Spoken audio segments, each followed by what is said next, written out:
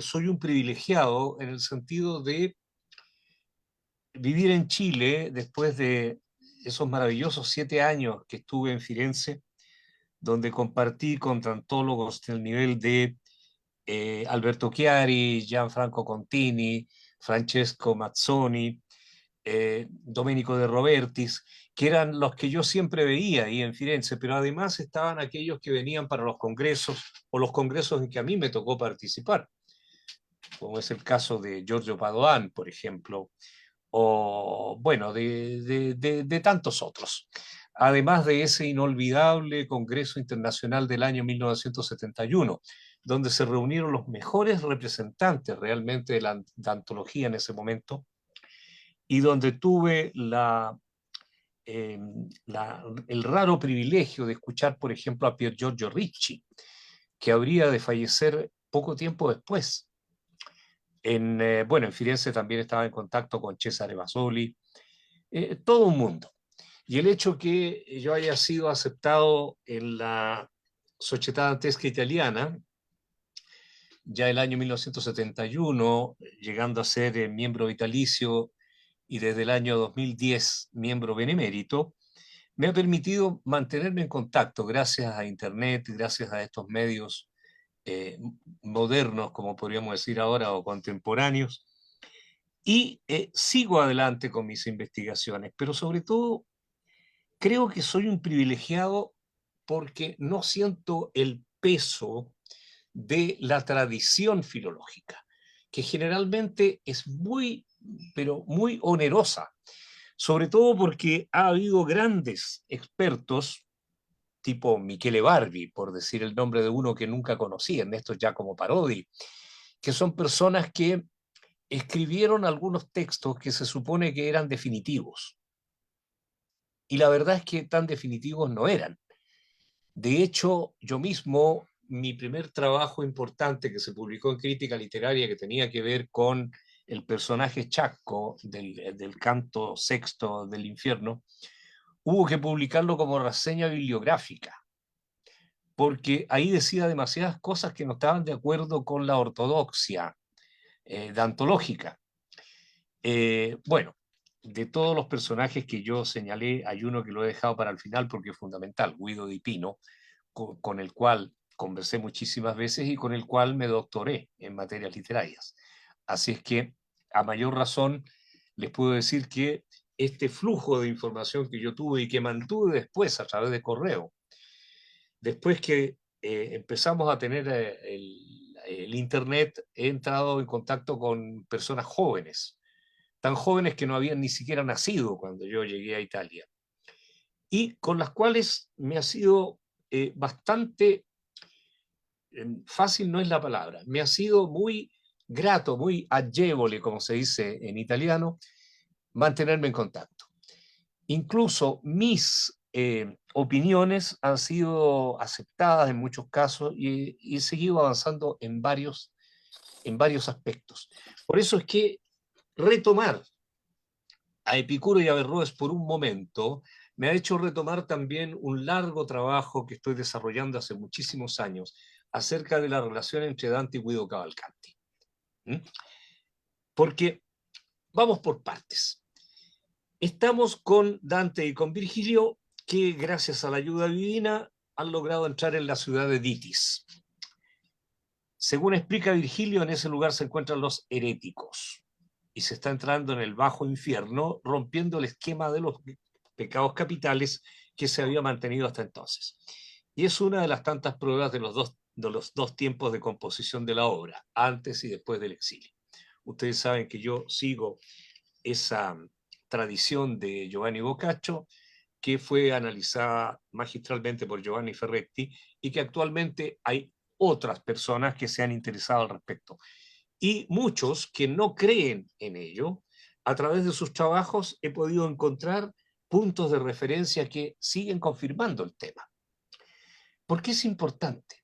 Bueno, porque cuando Dante nos entrega mucha información, tenemos que tomarla como que está expresada en un momento que es válida, que probablemente en el resto de la obra no lo es, porque se ha hablado de work in progress.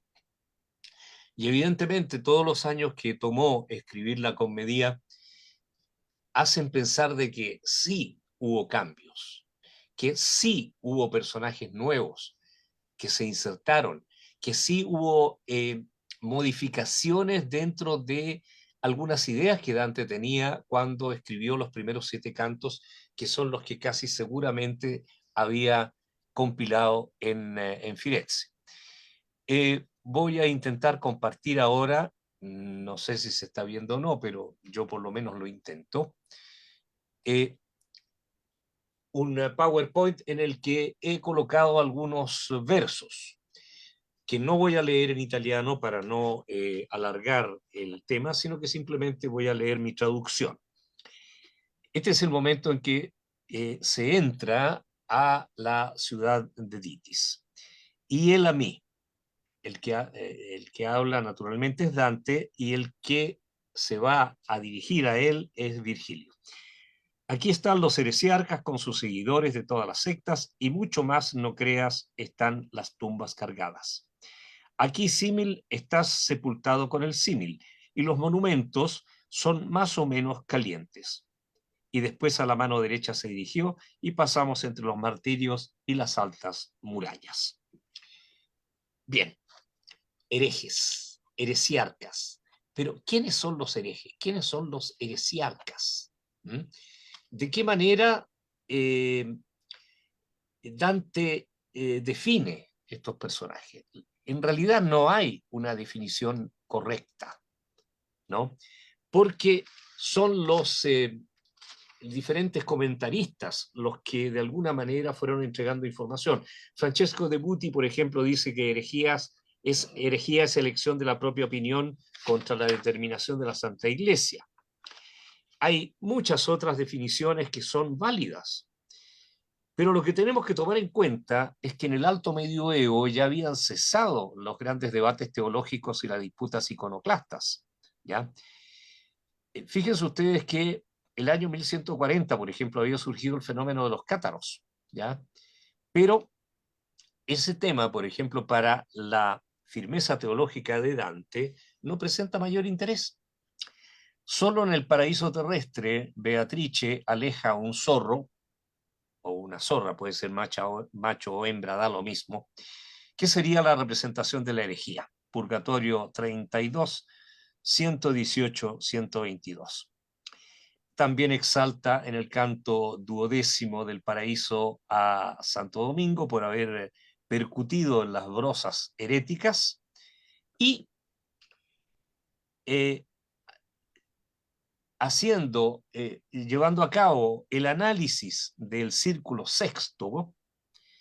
Ernesto Trucchi, por ejemplo, dice que tiene algo especial, porque ese círculo está en el mismo plano que el precedente, no desciende de la estigia hacia donde están los herejes.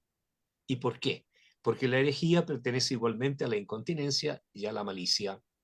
Es decir, preanunciando un poco lo que va a ser el discurso del canto undécimo. Ahora bien, cuando se llega a este punto donde están las tumbas con la descripción de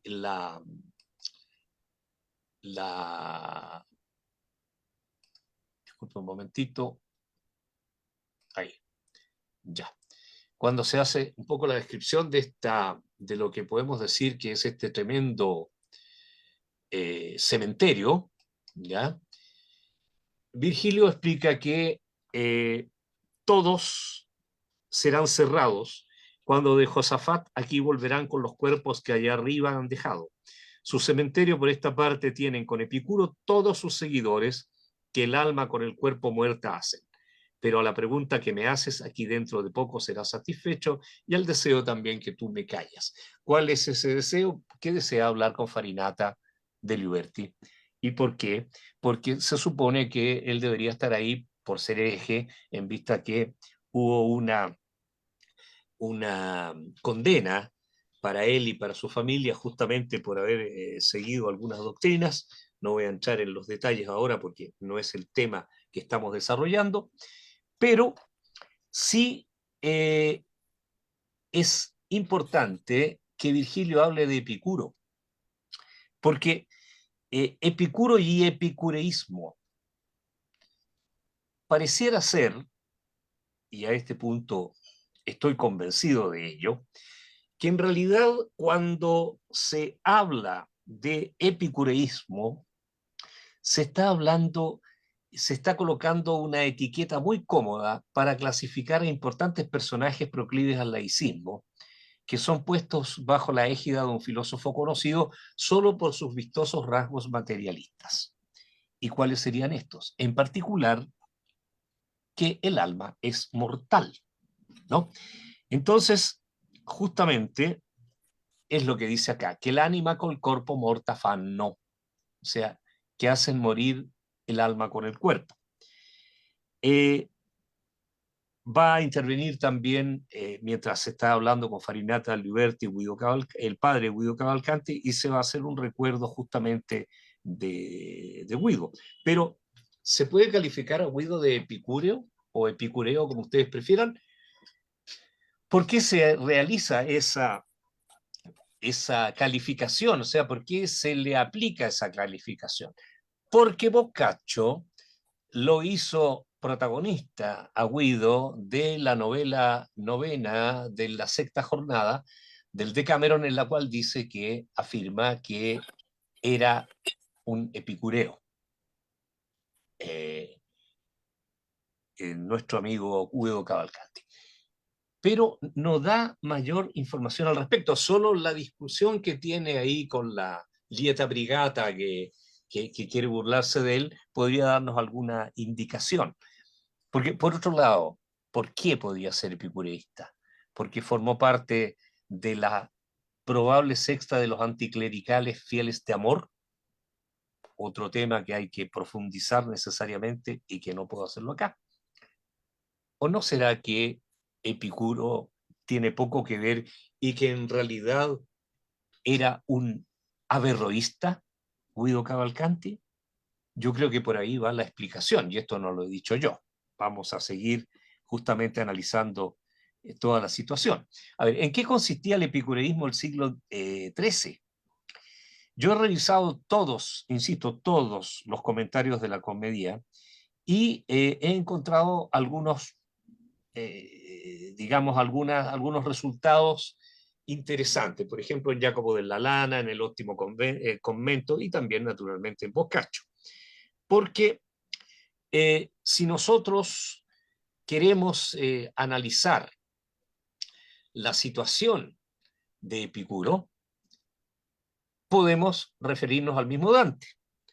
Dante en el Convivio hace referencia justamente a este grupo diciendo que hubo otros filósofos y de esto fue primero y príncipe un filósofo que fue llamado Epicuro, que viendo que cada animal tan pronto que ha nacido es casi por naturaleza dirigido en el debido fin, que rehuye el dolor y demanda alegría, dijo que aquel fin nuestro es la voluntad, no digo voluntad, sino que escribo con P, es decir, deleite sin dolor. Y puesto que entre el deleite y el dolor no ponía término medio alguno, decía que voluntad no era otra cosa que no dolor, así como parece Tulio recitar en el primero de Fin de Bienes. Y de este, que de Epicuro son denominados epicúreos, fue Torcuato, noble romano, descendido de la sangre del glorioso Torcuato, del cual hice mención más arriba. O sea, esa es una opinión que tiene Dante, ¿eh? Que se refiere evidentemente a un texto de Cicerón que está plenamente identificado y que lo citan todos los comentaristas, que es el que tiene que ver con de finibus bonorum et malorum. Traduzco, Epicuro hace consistir el sumo bien en el deleite y el sumo mal en el dolor, e intenta probarlo así. Todo animal así que nace apetece el deleite y goza con él como si fuera el bien sumo, cuanto puede lo aparta de sí, y esto lo hace cuando todavía no está depravado, y es la misma naturaleza la que juzga íntegra e incorruptamente. Si nosotros vamos a ver cuál es la actitud de Dante respecto de Epicuro, es una actitud positiva, porque en el Convivio incluso, cuarto, 22º, 15, 16, señala que cuando las tres Marías van a ver el cadáver del Cristo, se encuentran con un joven vestido de blanco. Y que estas tres mujeres representarían las tres sectas de la vida activa: epicureos, estoicos y peripatéticos. Esto lo dice Dante en el Convivio, ¿no? Entonces, resulta desconcertante que después de esta evaluación, Epicuro aparezca como un personaje negativo. Porque además, ¿quiénes son los que están en la tumba a la que se acerca Dante? En primer lugar, Manenti del Liuberti, o sea, Farinata. Está Cavalcanti de Cavalcanti, que interrumpe la conversación del que ya hablamos, Federico II y el cardenal, que históricamente se le identifica con Octaviano del Ubaldini. ¿Eran epicureos? Pareciera ser que no. Más bien eran jerarcas gibelinos, es decir, eran contrarios al Papa, pero esto no quiere decir de que no estuvieran convencidos de la inmortalidad del alma, ¿ya? Pero además de eso, se podría pensar que son personas que gozaron de la vida, porque esa es la otra idea que tiene equivocada muchas personas hasta el día de hoy, que Epicuro es el que exalta la vida material y los placeres físicos.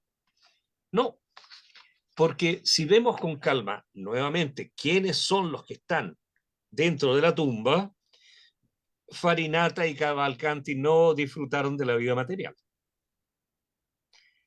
Cavalcante de Cavalcanti no era gibelino, era güelfo. Y Octavio de Ubaldini sí era gibelino, pero era también cardenal de la Iglesia Católica Apostólica Romana, y por lo tanto es muy difícil que haya creído en la mortalidad del alma, a no ser que hubiera sido un seguidor de los saduceos y no de los fariseos, como era en el antiguo judaísmo, y en el actual también. Lo único que parece acumularlos es que ellos fueron, de alguna manera, fautores de los cátaros.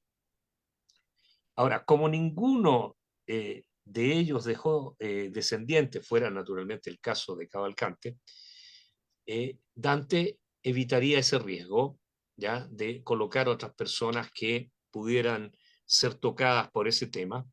Se perseguía fuertemente a todo este tipo de herejes, y la explicación estaría en el análisis de la posición filosófica de Guido Cavalcanti.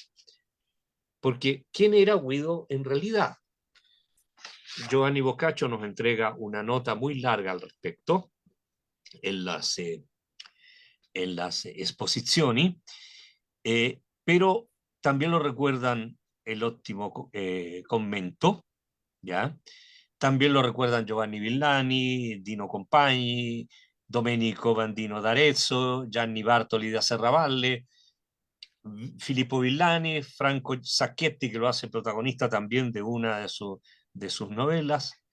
Se dice de él que era un hombre de porte noble, intelectual, solitario, cultísimo, lógico, sutil, filósofo natural, de actitud siempre aristocrática. Sus actitudes eran ya irónicas, ya desdeñosas o levemente maqueteadas de snobismo. Era muy elegante a caballo y buen jugador de ajedrez. Bueno, evidentemente todas estas son opiniones que tenemos que tomar un poco con beneficio de inventario, porque resulta que de la mayoría de los nombrados escribieron o nacieron mucho después de la muerte de Guido. Tenemos que recordar que Guido murió el año 1300, ¿ya?, como consta justamente por la conversación que existe entre Dante y Cavalcante y Cavalcanti. Lo indesmentible es que Guido nació el año 1255, que formó parte del Dolce Stil Novo. Sí. Era un aristocrático sin problemas económicos. Dante, en cambio, sí los tuvo. Era un intelectual muy diverso del que describe Jacques Le Goff. Muy interesante esto, porque Le Goff señala que el intelectual de ese momento, estamos hablando o sea, siglo XIII, final del siglo XIII, comienzo del siglo XIV, pero sobre todo siglo XIII, no era ni un docente universitario, que habían aparecido con el resurgimiento de las ciudades, las universidades, no era un asalariado, no era el miembro de una orden religiosa, no, era un libre pensador. Y probablemente ahí es donde está el, el, el, el, el quid del asunto, porque fue un político y tenía la libertad económica suficiente como para defender los intereses de su clase social, que además se vieron dañados, ¿no es cierto?, justamente por el ordenamiento y justicia. Entonces, eh, el tema teológico se había transformado más que nada en un tema político. Patarinos, cátaros, valdenses, estaban todos en contra de la mundanidad del clero y la injerencia de la iglesia en los asuntos temporales. De ahí es que personajes como Federico II y Manfredi eran absolutamente sospechosos y era muy fácil además eh, acusarlos de conducir una vida fastuosa. Pero Guido no era ghibellino. Por otro lado, el ideario de los fieles de amor no tiene nada de herético. Entonces, ¿por qué se puede asegurar que era epicúreo? De ahí que surge la hipótesis de que en realidad Cavalcanti no era epicureísta, sino que era averroísta. ¿Y cómo se ha tratado de demostrar esto? Bueno, a través de, bueno, el que inició este análisis fue Bruno Nardi, que todo el mundo lo cita naturalmente, que había dicho que en realidad Cavalcanti no era epicureísta, sino que era averroísta. Pero ¿hasta qué punto tenía razón Nardi? Yo no voy a entrar en esa discusión, porque es demasiado larga, pero sí puedo decir algunas cosas. Averroes es recordado por Dante en dos momentos. En el limbo, imagínense, o sea, es una persona que no está condenada al infierno, está fuera del infierno, está en el limbo del infierno. Y se le identifica como Averroís, que el gran comento feo, o sea, el que hizo el gran comentario. Con lo cual también podemos entender que esa era la importancia que tenía Averroes en ese instante. En realidad es el punto de referencia necesario para entender por qué Averroes estaba presente.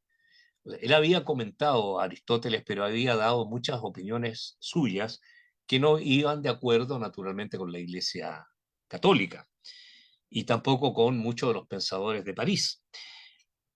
Y más adelante, en el canto 25 del Purgatorio, es cuando, hablando Estacio, que se supone que es un poeta que estuvo por siglos esperando su momento para poder ser aceptado en el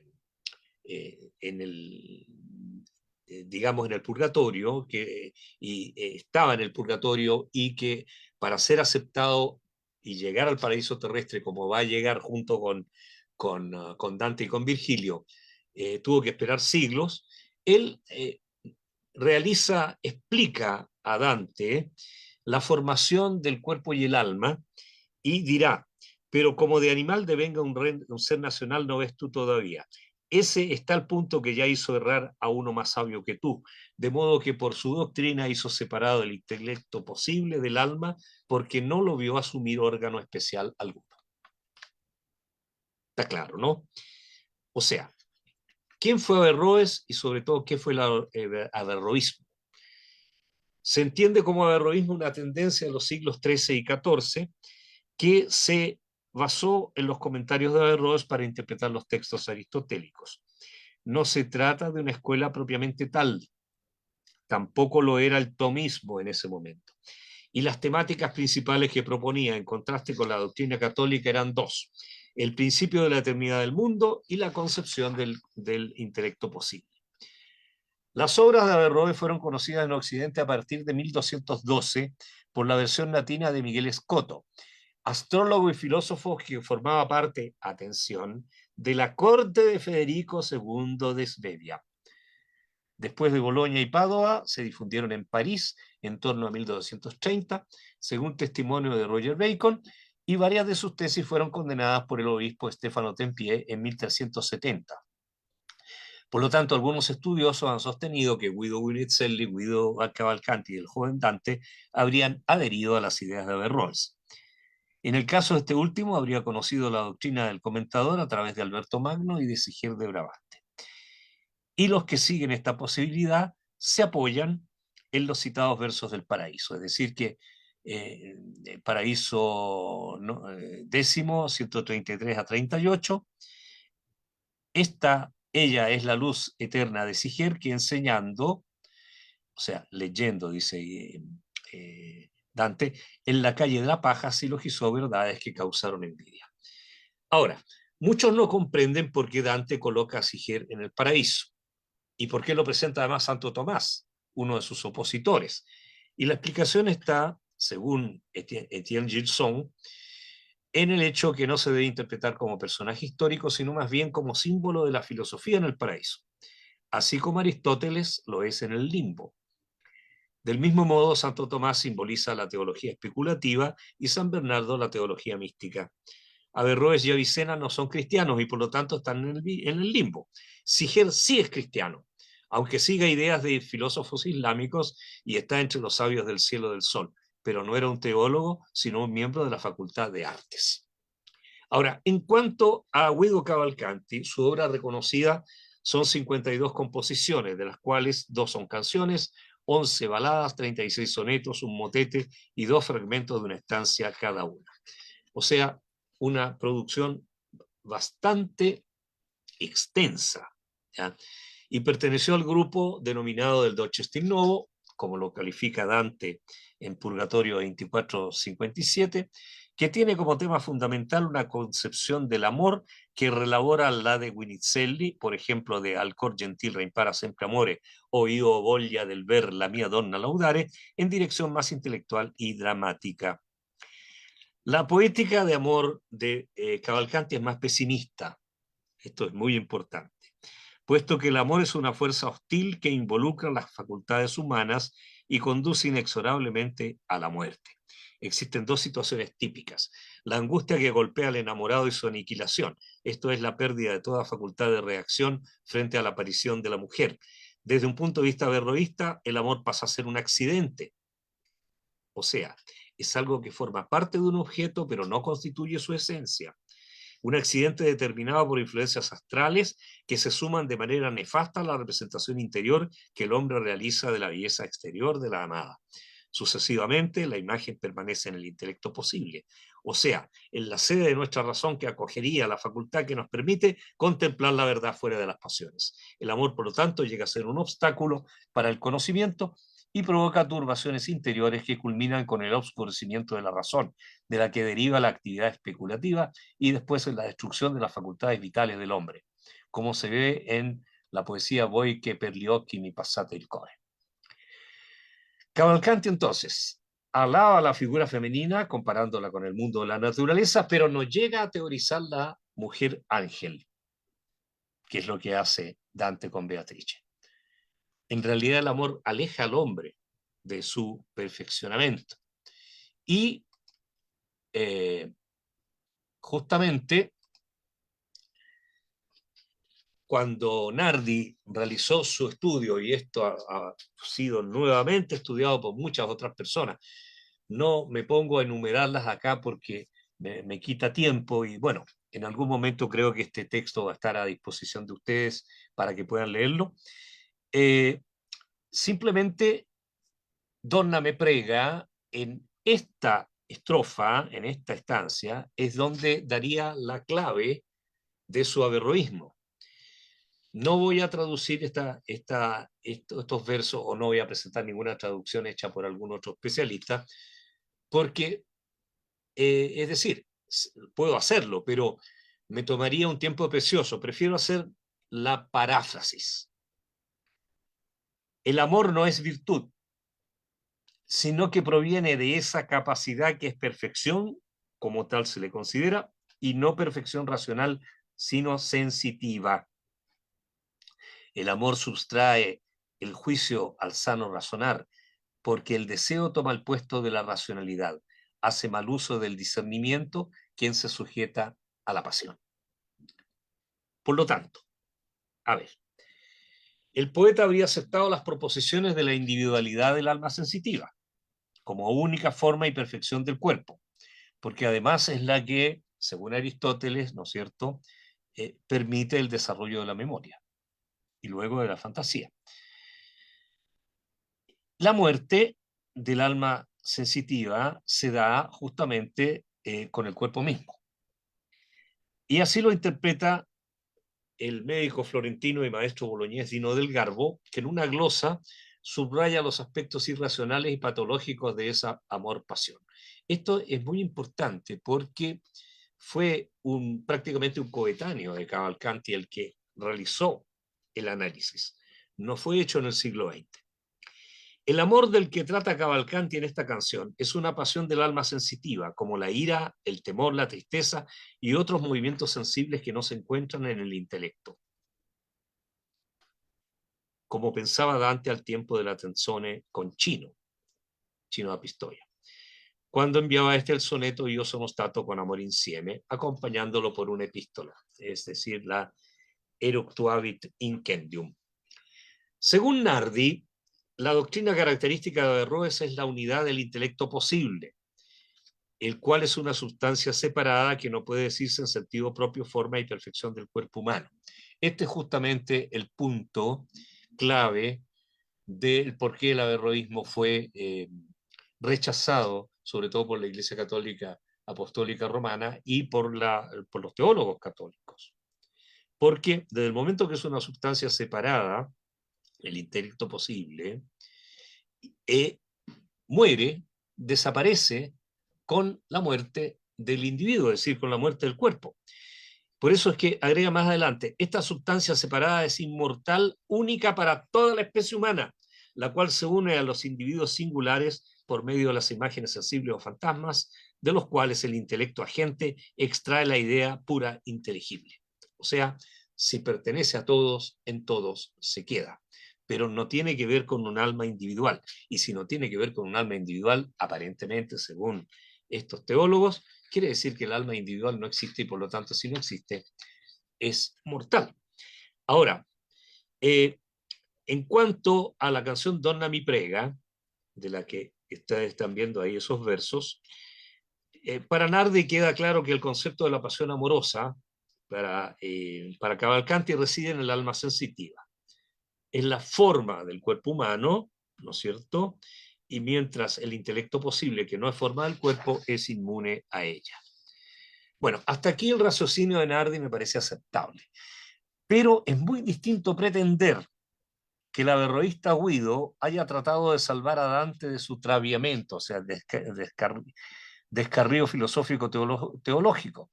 Asimismo, me parece discutible que no haya querido seguirlo, buscando una moral que lo aislaba de la sociedad cristiana. Definitivamente no estoy de acuerdo.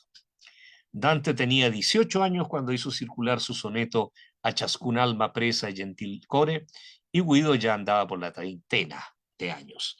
Era un rico aristócrata acomodado, tal como ya les he dicho, con figuración política, y creo que difícilmente habría seguido los eventuales consejos filosóficos y teológicos de un jovencito endeudado que intentaba figurar en el ámbito social y literario.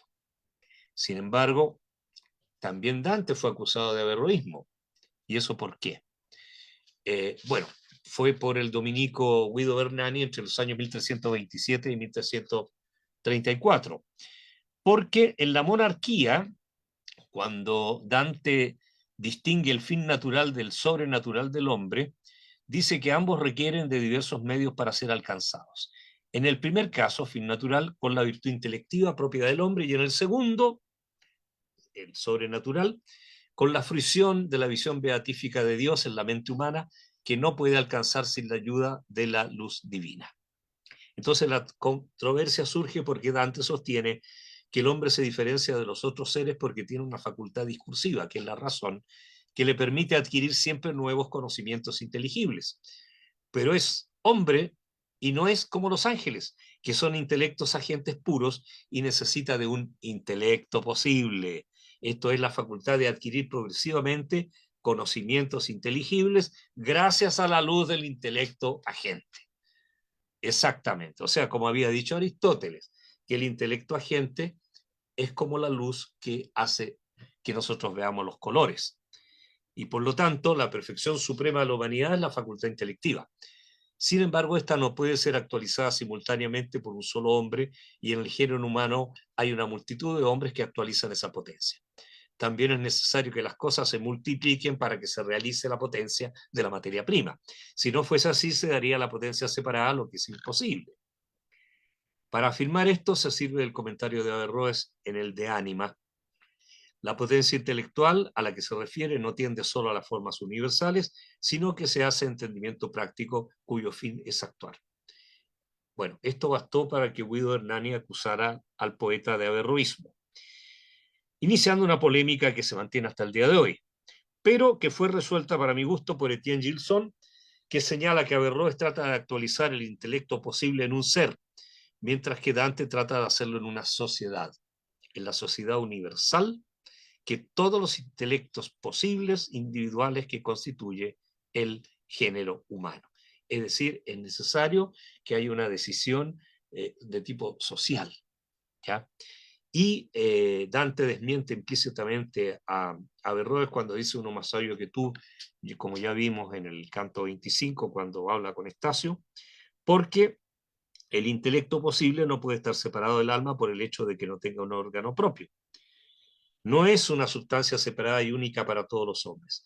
Dicha doctrina negaba la inmortalidad del alma individual, ya que el intelecto posible es la facultad racional en su esencia, capaz de acoger y elaborar formas universales. En cambio, el intelecto agente abstrae los conceptos de las formas particulares. Y según San Alberto Magno y Santo Tomás, el intelecto posible se identifica con el alma racional, infusa directamente por Dios en cada individuo singularmente. O sea, definitivamente más importante que Dante esté de acuerdo con Santo Tomás y con San Alberto Magno contra Averroes, lo importante es que no se encuentre tal vez de acuerdo con Santo Alberto Magno y con Santo Tomás. Bueno, para concluir, entonces quiero solamente agregar que Guido Cavalcanti es recordado por Dante en dos de sus obras, en forma explícita.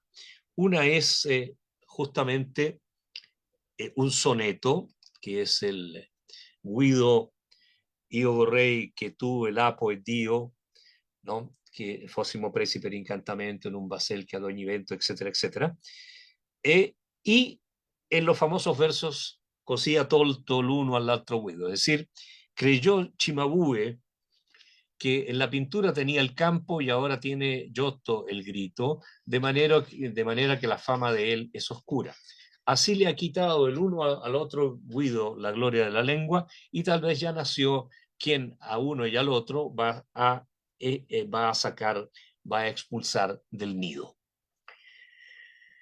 Tradicionalmente, todos los comentaristas antiguos, casi todos, seguidos por los comentaristas modernos y contemporáneos, señalan que el primer Guido es Guido Guinizelli y el segundo Guido es Guido Cavalcanti, y que el que los va a sacar a ambos del nido es Dante Alighieri. Bueno, yo no estoy de acuerdo con esta posición, esto daría para una conferencia aparte, pero la voy a resumir de esta manera. La posición que había tomado mi profesor Guido Di Pino, basándose por lo demás en otros comentaristas más antiguos, es que el primer Guido sería en realidad Guido d'Arezzo, Guittone, ¿no? Y el segundo sería Guido Guinizelli. Y la explicación está que Guido Guinizelli sí aparece entre los lujuriosos, salvado en el purgatorio, y no se hace nunca referencia a Guittone d'Arezzo. Por lo tanto, no es Guido Cavalcanti el segundo Guido. Ahora, yo estoy de acuerdo con mi profesor, que además se llamaba Guido Di Pino, con esta posibilidad, pero yo hago dos modificaciones. Por eso les digo que esto da para otra charla más completa. En primer lugar, en mi opinión, el primer Guido no es Guido d'Arezzo, sino que es una serie de Guidos, como Guido de Le Colonne. Entre ellos estaría también Chino da Pistoia, porque ustedes recordarán que Chino da Pistoia se llamaba Guido, realmente. De Guido, Witton, Witton Chino, Chino. ¿Ya? Y el uno, el otro Guido, sería el hecho que de uno a otro Guido se han ido sucediendo para exaltar la gloria de la lengua. O sea, dejo abierta yo la posibilidad que también Guido Cavalcanti esté incorporado aquí, pero el que a uno y al otro los va a sacar del nido, no creo que sean los dos Guidos. Yo creo que sea Giotto, que va a ser sucedido por otra persona, y el segundo Guido, que va a ser sucedido por otra persona. ¿Ya? En todo caso, aproveché la oportunidad para dar a conocer esta manera de pensar mía y termino, empezamos un poco más tarde, así que creo que unos 5 minutos me los puedo permitir, con la participación de Cavalcante y Cavalcanti en el encuentro con Dante. Voy a leer mi traducción. Entonces surgió una sombra a lo largo de la vista descubierta hasta el mentón. Creo que se había alzado de rodillas. Miró en torno a mí como si tuviese deseo de ver si otro estaba conmigo, y después que el sospechar estuvo todo apagado, dijo llorando: si por esta ciega cárcel vas por altura de ingenio, ¿mi hijo dónde está? ¿Por qué no está conmigo? Y yo a él: no vengo por mí mismo, aquel que allá guarda por aquí me lleva a quien tal vez vuestro huido tuvo en desdén. Sus palabras y el modo de la pena ya me habían leído el nombre de este. Por eso fue la respuesta tan plena. Enderezándose súbitamente gritó: ¿cómo dijiste? Él tuvo. ¿No vive él todavía? ¿No hiere sus ojos la dulce luz? Cuando se percató de alguna demora que yo hacía delante de la respuesta, recayó supino y más no apareció, no volvió a aparecer afuera. Me imagino que algunos se habrán dado cuenta que el texto que yo he presentado no es el texto que están acostumbrados a leer, que es el de Giorgio Petrocchi. No, yo sigo el texto de Antonio Lanza, que me parece mucho más correcto y sobre todo que le da más significado al episodio. Porque se ha pensado que qui Guido vostro ebbe a disdegno, que es el verso clave aquí, qui Guido vostro forse, coma, cui Guido vostro ebbe a disdegno, que sería la verdadera lectura, tiene que ver más que, o sea, no tiene que ver ni con Virgilio, como algunos piensan, ni con Beatrice, como piensan otros, ¿no? ¿Quién es realmente aquel que tuvo en desdén, hacia el cual está siendo dirigido el poeta Dante? Está siendo dirigido a Dios, ¿no? Y por eso el cui tiene que estar necesariamente con mayúscula, ¿ya? Todas las fuentes están concordes, ¿no es cierto?, en presentar que Guido era un ateo. Por lo tanto, si el cui está referido a Dios, tenemos que pensar que per cui mi mena, o sea, el que por aquí me lleva, no tuvo realmente en desdén a, a Guido. Dante está recién empezando el camino, no puede estar seguro de llegar a Dios porque es la meta última, ¿no? Y Beatrice, en este sentido, viene a ser el medio por el cual la razón humana oportunamente puede conseguir la verdad. Solo refiriéndose a Dios, Cavalcante puede estar en condiciones de comprender la frase de Dante. Y yo agrego ese ebbe a disdegno, que es justamente el que hace pensar a Cavalcante que Guido ya está muerto, ¿ya? Es para mí simplemente una cuestión de tipo sintáctico que otros también han tomado en cuenta. Es decir, tiene que ver con, con una de las modificaciones del verbo, que es el aspecto, que se ha ido perdiendo. Ese ebbe es un perfectivo, tiene un aspecto perfectivo, como se conserva todavía en portugués, por ejemplo. como alguno de los estudiosos lo ha buscado, en siciliano, es decir, de algo que está terminado, definitivo, ¿ya?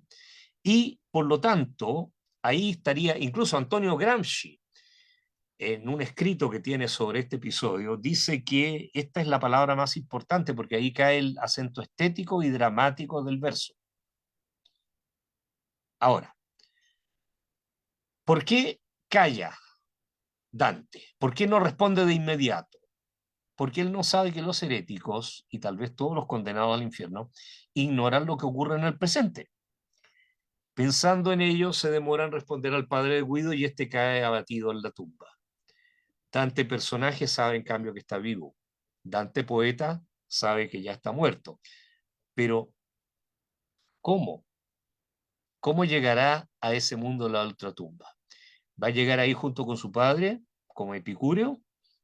¿Fue por eso que se refirió a que ahí están los condenados que creyeron en Epicuro? ¿O se habrá arrepentido y se irá a salvar, como lo hizo el mismísimo Manfredi, cuyos pecados fueron horribles, ¿no es cierto?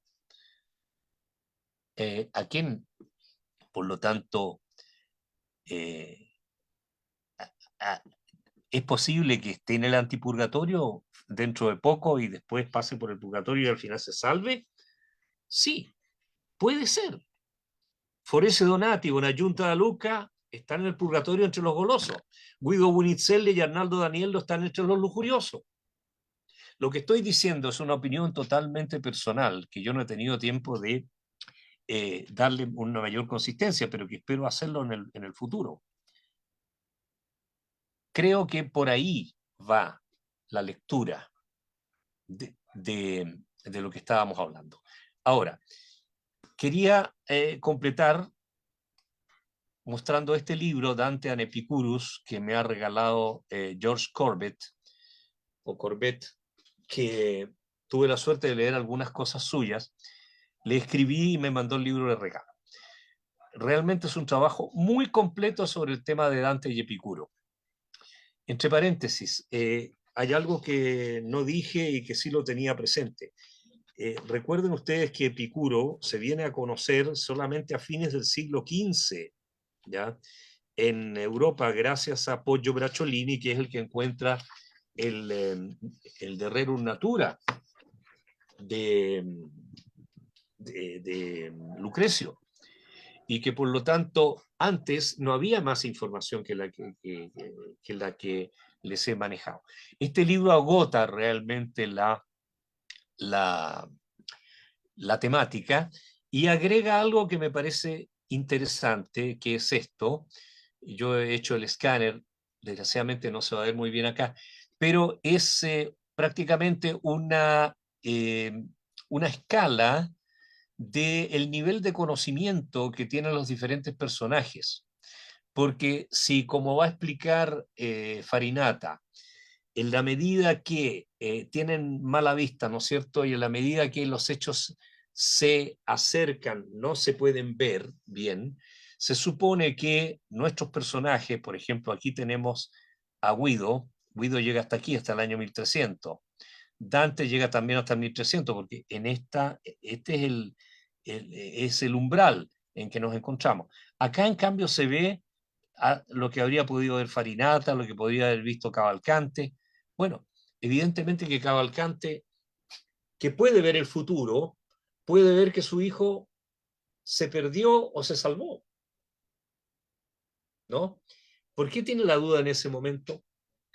Yo creo que porque Dante no tenía muy claro lo que estaba escribiendo todavía, ¿ya? Y lo digo sin temor de ofenderlo porque ya nos hemos encontrado muchas veces con esa misma situación.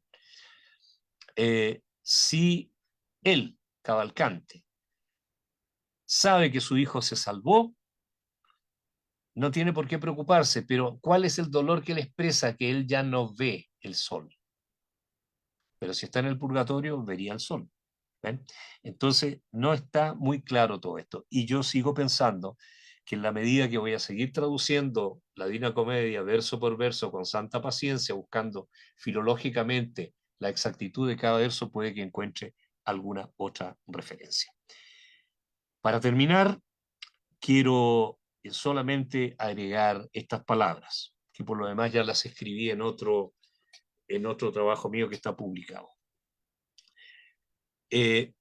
No cabe duda que la Divina Comedia se fue reestructurando, no cabe duda que eh, a pesar de que Dante empezó a escribir la Divina Comedia o la Commedia en Firenze, cuando su amigo estaba vivo todavía, a pesar de todos los problemas políticos que había tenido, el exilio, etcétera, etcétera, él ya cuando se encuentra en la necesidad de escribir el canto décimo, sabe que Guido está muerto. Y a él le gustaría que se salvara.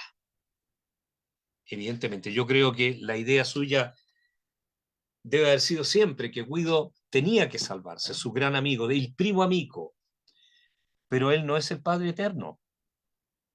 Y entonces no puede decidir. No hay que olvidar que su poema sacro es una obra maestra de la literatura fantástica, ¿ya? Y como tal hay que considerarla, a pesar de que nos parezca terriblemente real, porque ese es otro de los problemas que tiene, llamémoslo problema, digamos más bien una de las características que tiene la obra, que nos hace pensar que todo es terriblemente real. Bueno, por ello los que negaron la inmortalidad del alma hicieron un camino sin retorno, que sería lo que aúna a Epicuro con Averroes. Tal vez para el amigo hay todavía una esperanza, pero no depende de Dante. Muchas gracias. Es de esperar que me hayan podido seguir y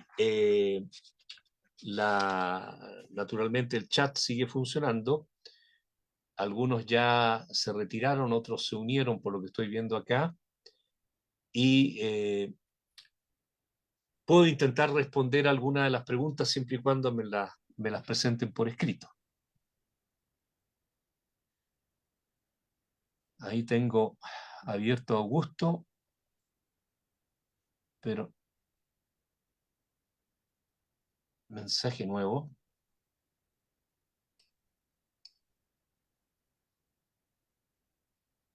Ya.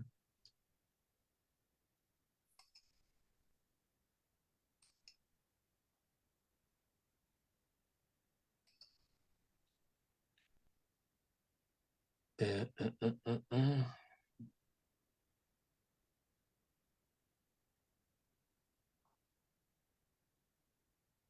El problema es que si pongo a abandonar, parece que esto se va a cerrar.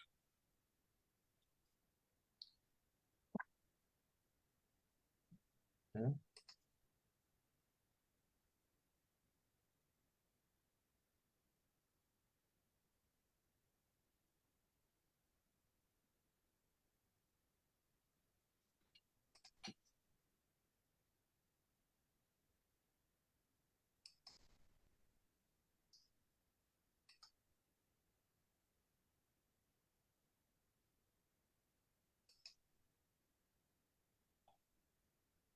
Ahí, ahí apareciste. Ya. Muchas gracias. El tema del naturalismo averroísta parece que está en juego sobre la mortalidad del alma. Ahora, ¿ha visto usted algo sobre el atomismo que es propiamente epicúreo? Pregunta Leonel Toledo. Le respondo de inmediato. Tengo yo un pequeño escrito que está en una serie de artículos míos que desgraciadamente creo que no están disponibles en Internet, pero justamente tiene que ver con Demócrito. Demócrito, que el mundo acaso pone, como él lo dice Dante, en el limbo, y hace referencia también a ese tema cuando al descender por las ruinas que provocó el terremoto después de la muerte de Cristo, Virgilio dice, yo creí que el mundo sentía amor. O sea, esta idea atomista de los ciclos que se repiten según Demócrito y que todo digamos, el mundo creado estaría formado por átomos, Dante lo tenía claro. Lo acepta como explicación filosófica del mundo físico, pero en cuanto a al alma, no. Es decir, él está de acuerdo que el alma es inmortal, pero no puede aceptar la idea naturalista averroísta de que el alma desaparece justamente con el cuerpo por formar parte, como estábamos viendo, del intelecto pasivo. Ahora, acá tengo otra pregunta. ¿Cuál es para usted la actualidad de Dante de entender el mundo? Sí, respecto al conocer versus el entender el mundo. En realidad, Dante evidentemente que intenta separar ambas cosas, sobre todo en el convivio.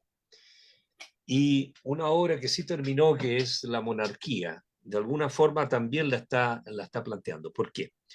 Porque él conoce el mundo a través de la información que maneja, pero al mismo tiempo se da cuenta que para entender el mundo tiene que tener no solamente el conocimiento, sino que además tiene que de alguna forma tener los instrumentos para conocer bien, para discernir, para emitir un juicio sobre las diferentes cosas. Y por eso es que generalmente está escogiendo entre una y otra posibilidad. Ahora, no llega al punto que llega Santo Tomás, que para cada tema enumera una serie de opiniones de otras personas, pero que está siempre estableciendo relación, sí.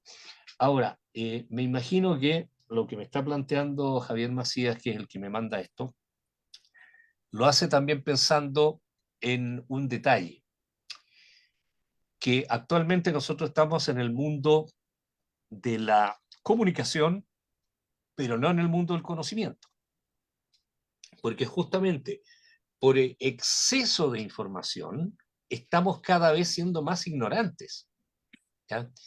Y justamente nuestra misión desde el punto de vista de educadores es entregar instrumentos para poder entender mejor.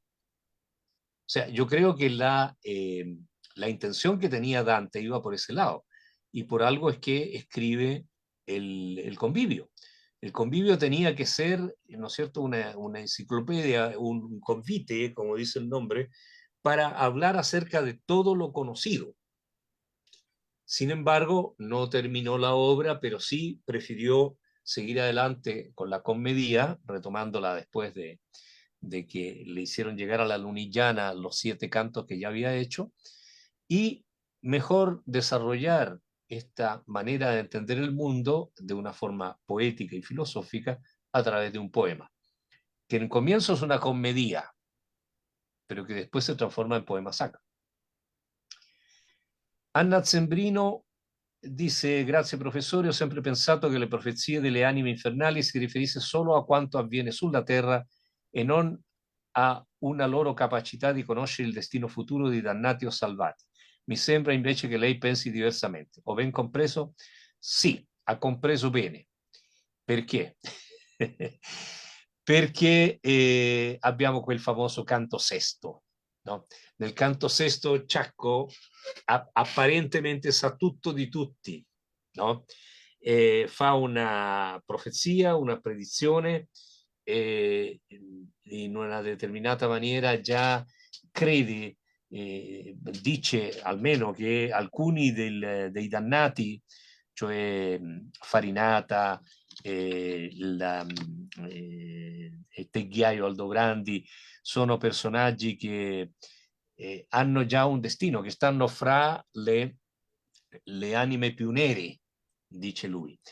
Ma secondo me Dante aveva un'altra intenzione in quel momento, forse di pensare che esattamente tutti potevano sapere tutto di tutto, e di tutti e di tutte, no?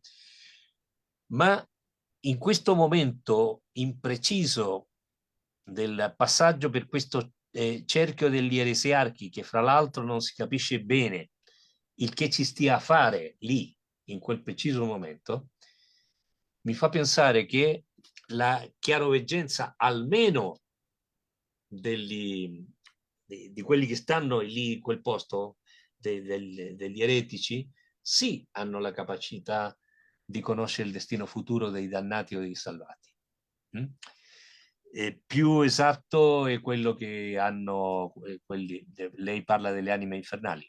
Naturalmente quelli, i penitenti del purgatorio lo sanno.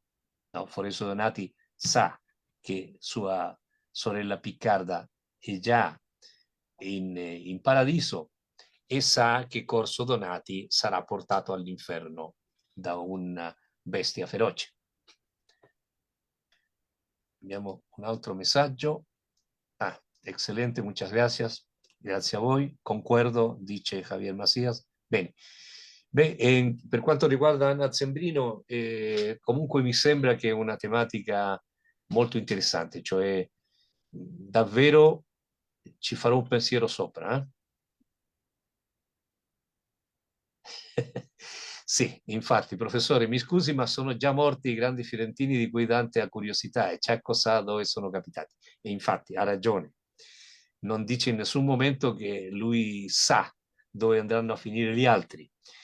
Quello che lui sì dice è che ci saranno molte disgrazie lì a Firenze, ma naturalmente che le disgrazie significano che molti saranno in inferno può essere anche una semplice divagazione e constatazione che chi male fa l'aspetti, no?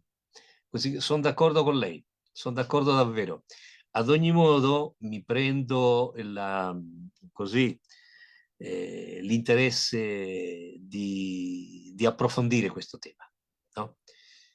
Veramente le anime possono, perché c'è qualcosa che mi gira nella testa che mi fa pensare che infatti loro sanno anche il destino di altre persone, perché, vabbè, Francesca da Rimini, vero? Dice che Caino aspetta chi vita ci spense, no? No Caina, io sono d'accordo che è Caino. Dante non sapeva ancora che c'era un settore nel Cocito che si chiamava Caina, ma Caino sì. Che Caino lo sta aspettando vuol dire che sa che l'assassino suo e di suo cognato dovrà andare all'inferno. Però non è chiaramente una sicurezza che lei lo sappia, cioè che sia entrata per così dire nella mente di Dio per capire le sue decisioni. Può essere una semplice coincidenza, può essere un accorgimento di Dante che in un certo momento ha pensato che infatti tutti coloro che sono nell'aldilà, non soltanto nell'inferno, sanno qual è il destino delle altre persone che verranno dopo.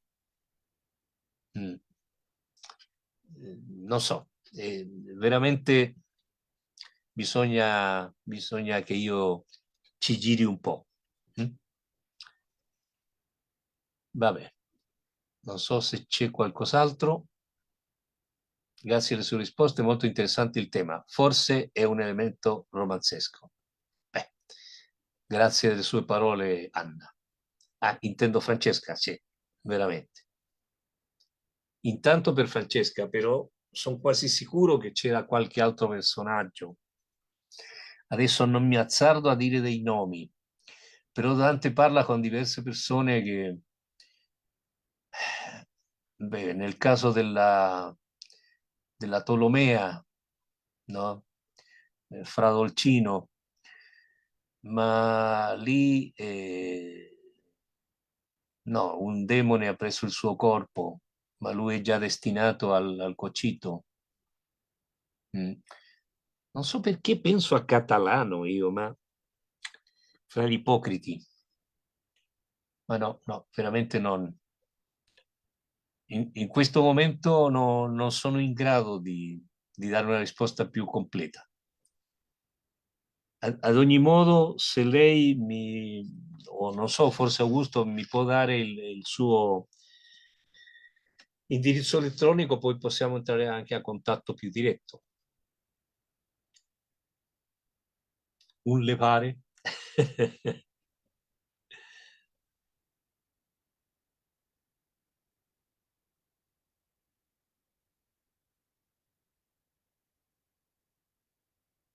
Ecco, benone.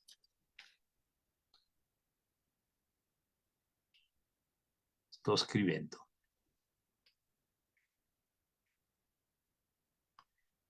Allora, avrà mie notizie. Augusto Nava, anche lui vuol dire la sua.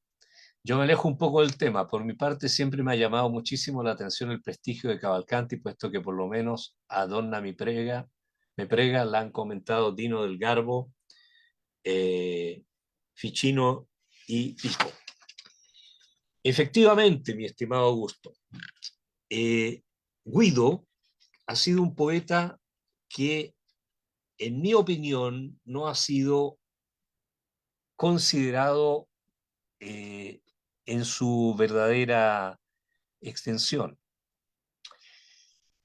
Porque, si bien es cierto, incluso los niños allá en Italia, dentro de los programas de estudio, ven Dolce Stil Novo, una poesía de Guido Bonizelli, algo de Guido, pero Dante es evidentemente el personaje más importante. ¿Ya? Sin embargo, Cavalcanti era ya un poeta que escribía y tenía una figuración muy importante antes de que Dante empezara siquiera a interesarse de estos temas. Por lo tanto, yo creo que es necesario que muchas otras personas se puedan interesar. O sea, ¿cuál creo que es uno de los problemas fundamentales? ¿Cuál creo que es el problema fundamental? ¿Ya? Me he ganado tal vez el título de iconoclasta, ¿ya? Porque muchas veces no he estado de acuerdo con algunos personajes. Y con todo el respeto posible, porque, bueno, todos tenemos derecho a disentir. Sin embargo, me da la impresión que ha habido obras que se han considerado como obras definitivas. Entonces, como quien dice, ya se dijo todo lo que había que decir, no estudiamos más el tema. Pero, ¿qué es lo que ocurre? Que con no estudiar más el tema nos olvidamos también no solamente del tema, sino que también del personaje. Voy a citar solamente dos absolutamente necesarios puntos de referencia per Cavalcanti. Mario Marti e Gianfranco Contini. Si nosotros vemos los volúmenes publicados por ambos estudiosos, evidentemente se puede decir que el tema está agotado. Pero si nosotros no lo utilizamos y no lo difundimos, no tenemos mayores posibilidades de seguir adelante. Si nos quedamos ahí y siempre vamos a seguir repitiendo lo que dijeron estas eminencias de la poesía vulgar y en particular del Dolce Stil Novo, no vamos a seguir avanzando.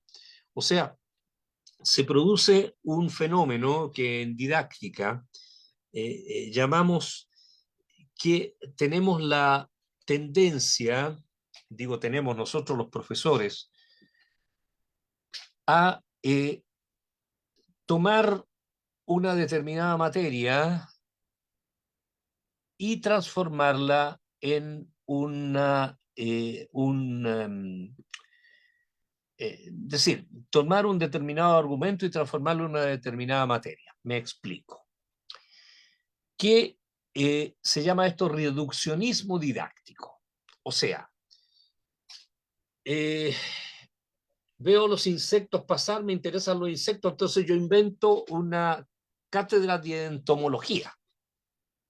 Y con eso de alguna manera me separo de la biología y me dedico solamente a la entomología. Eso puede ocurrir también en filología. Es decir, dedicarse a estudiar solamente un aspecto o un autor sin compartirlo con los demás. Yo quiero en este momento hacer un bonito recuerdo porque todas estas participaciones quedan grabadas y después se pueden mandar a otras personas.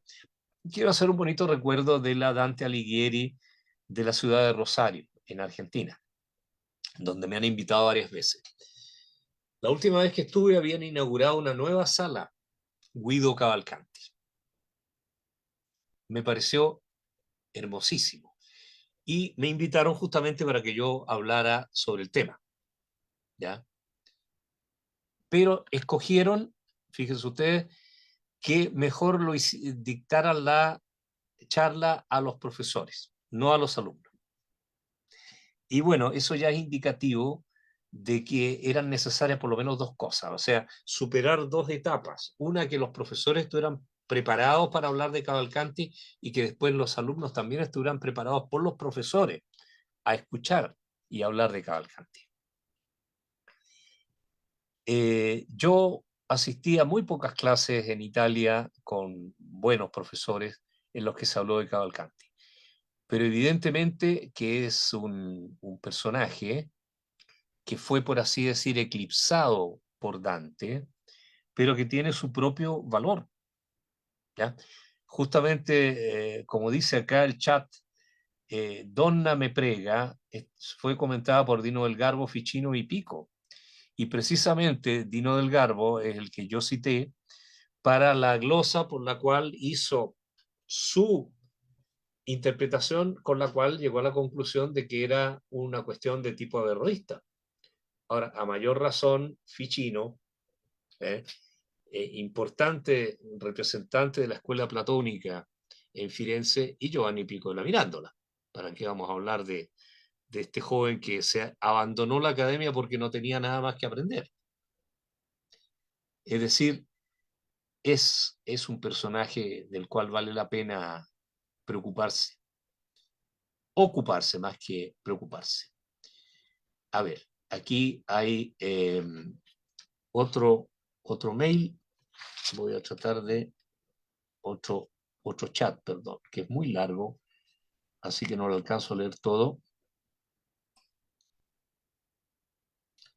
Yo me alejo un poco del tema, por mi parte siempre me ha llamado, no, acá. De hecho, el Dino del Garbo aplica la divisio textus a donna me prega, recurso que Dante había aplicado en la Vida Nueva, pero que era un recurso arraigadísimo por los comentaristas, en el entendido de que se está comentando a un autoritas. En mi presentación del año pasado citaba los estudios de Ayelet Eben Ezra sobre la divisio textus y de los árboles que los copistas dibujaban en los márgenes.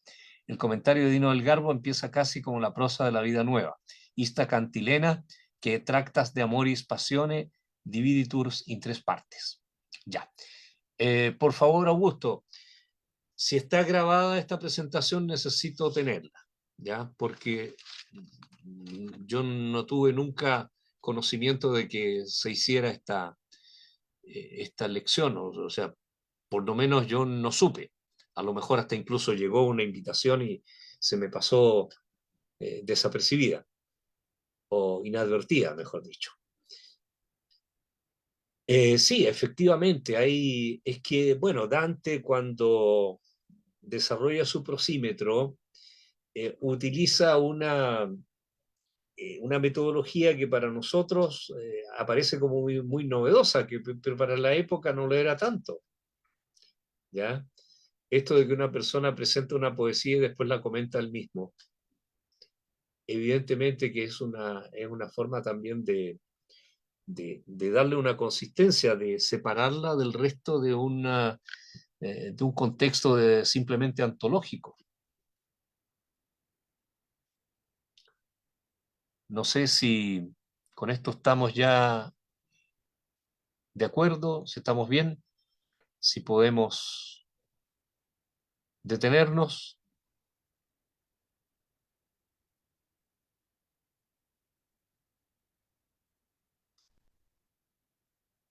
Está sonando el teléfono, no sé si me estarán llamando de México. A ver, un momentito.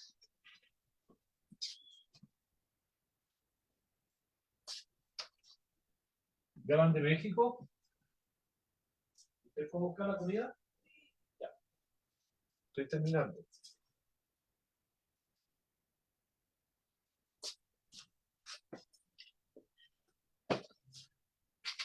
Si alguien más quiere hacer una pregunta, si no, damos por finalizada la seduta.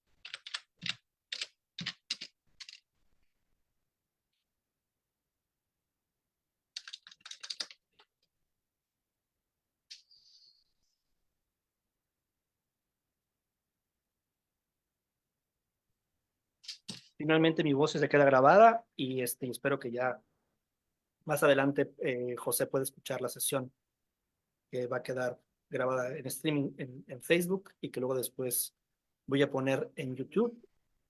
Bueno, muchas gracias José Blanco Jiménez y ya damos por terminada esta sesión. Gracias a todos por su asistencia.